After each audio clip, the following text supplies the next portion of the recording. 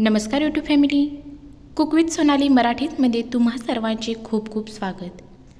तर आज आपण बनवणार आहोत सुरमईचे कालवण किंवा फिश करी।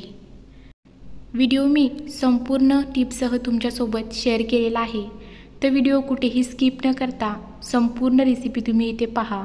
चला तर रेसिपीला सुरुवात करूया। तर इथे मी अर्धा किलो सुरमई घेतले, ती बाजारातूनच कट करून आणलेली आहे। ती स्वच्छ 2 ते 3 वेळा धुवून घ्यायची आहे। धुतल्यानंतर एका ताटामध्ये मी सर्व सुरमईचे तुकडे काढून घेतलेत। आता त्याच्यामध्ये घालायचे आहे चिमूटभर हळद, चवीनुसार मीठ आणि मी ते एक अर्धा लिंबू घेतलाय। त्याचा रस सुरमईवर असा पिळून घ्यायचा आहे आणि सर्व सुरमईला व्यवस्थित असं हे हळद मिठाचं मिश्रण लावून घ्यायचं आहे। अशा छान छान रेसिपीसाठी माझ्या चॅनलला सबस्क्राईब आणि लाईक करा। त्याचबरोबर बेल आयकॉनचे बटन दाबा, म्हणजे सर्व रेसिपींचे नोटिफिकेशन तुम्हाला मिळून जाईल। आता हळद मीठ लावलेली सुरमई बाजूला ठेवून द्यायची आहे एक 10 मिनिटांसाठी। आणि आता आपण मसाल्यासाठी लागणारे साहित्य पाहूया। मी एक मोठा कांदा घेतलाय, ओल्या खोबऱ्याचे काप घेतलेत, 8 ते 9 लसणाच्या पाकळ्या घेतलेत, 1 इंच आल्याचा तुकडा, कोथिंबीर आणि एक मोठा टोमॅटो उभा कट करून घेतलाय। त्याचबरोबर इथे मी घेतले 2 चमचे धने आणि 2 ते 3 त्रिफळा घेतलेत। त्या गरम पाण्याने व्यवस्थित भिजवून घेतलेत। त्रिफळामुळे कालवणाची चव अजूनच वाढते। तर आता आपण जे मसाले घेतले होते ते व्यवस्थित एका मिक्सरच्या भांड्यामध्ये काढून छान बारीक करून घ्यायचे आहेत। तर सुरुवातीला मी इथे खोबऱ्याचे काप घेतलेत, त्याचबरोबर आलं आणि लसूण, तसेच मी आता याच्यामध्ये जे त्रिफळ आणि धने भिजवून घेतले होते ते घालून घेणार आहे। हे मी इथं पाण्यासकटच वापरणार आहे। आता याला झाकण लावून छान बारीक असं वाटून घेऊया। तर इथे मी खोबऱ्याचं छान असं वाटून घेतलंय, त्या पद्धतीनेच इतर मसालेही वाटून घेणार आहे। तर तुम्ही इथे पाहू शकता सर्व मसाले मी व्यवस्थित बारीक असे वाटून घेतलेत। आता गॅसवर कढई ठेवायची आहे, कढईमध्ये तेल घालायचं आहे। तेल गरम झाल्यानंतर जे आपण सुरमईला हळद मीठ लावून ठेवलं होतं त्याचे काप या तेलामध्ये घालायचे आहेत आणि थोडंसं हे आपल्याला फ्राय करून घ्यायचं आहे। त्याच्यातील कच्चेपणा निघून जावा इतपतच आपल्याला हे तेलामध्ये परतून घ्यायचे आहेत। आता आपण हे 1-2 मिनिटांसाठी तेलामध्ये परतल्यानंतर बाजूला काढून घेणार आहोत। पुन्हा गॅसवर कढई ठेवून त्याच्यामध्ये तेल घालून घेतलंय।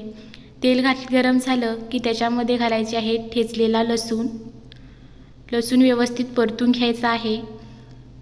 आता याच्यामध्ये घालायचं आहे चवीनुसार लाल तिखट, चिमूटभर हळद, चवीनुसार मीठ आणि सर्व व्यवस्थित मसाले तेलामध्ये एक अर्धा मिनिटासाठी परतून घ्यायचे आहेत। आता हे सर्व मसाले परतल्यानंतर आता मी याच्यामध्ये एक मोठा चमचा गरम मसाला घातलाय। गरम मसाला घातल्यानंतरही तो व्यवस्थित परतून घ्यायचा आहे।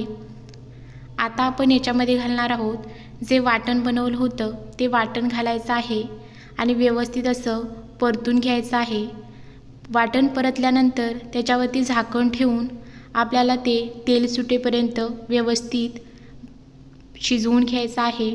तर तुम्ही पाहू शकता व्हिडिओमध्ये दिसतच आहे छान असं मसाल्याला तेल सुटलेलं आहे। पुन्हा एकदा सर्व मसाले व्यवस्थित परतून घ्यायचे आहेत आणि आता याच्यामध्ये घालायचं आहे पाणी। तुम्हाला जेवढं कालवण हवं आहे तेवढं तुम्ही इथे पाणी वाढवू शकता। हे पाणी आपण वापरताना गरम वापरलेलं आहे।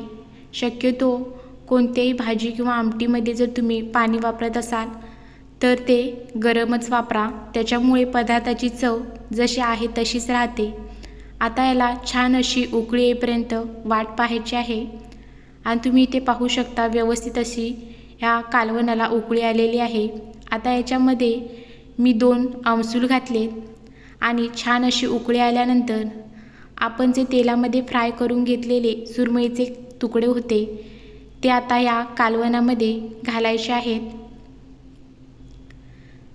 सर्व तुकडे कालवणामध्ये घातल्यानंतर पुन्हा एकदा ह्याला छान अशी खळखळून उकळी येईपर्यंत हे कालवण शिजवून घ्यायचं आहे। तर तुम्ही इथे पाहू शकता किती सुरेख हे कालवण बनलं गेलं आहे। जितकं हे दिसायला सुंदर दिसतं तितकंच हे कालवण चवीला अप्रतिम लागतं। तुम्ही एकदा ही रेसिपी नक्की ट्राय करा। आता याच्यामध्ये घालायचं आहे बारीक कट केलेली कोथिंबीर आणि पुन्हा याला छान अशी उकळी येऊ द्यायची आहे। आता इथे गॅस बंद करायचा आहे। तर आता आपल्या इथे सुरमईचे कालवण किंवा फिश करी तयार आहे। रेसिपी आवडली असेल तर चॅनलला सबस्क्राईब आणि लाईक करा। त्याचबरोबर व्हिडिओ शेअर करा आणि ही रेसिपी एकदा नक्की ट्राय करा। धन्यवाद।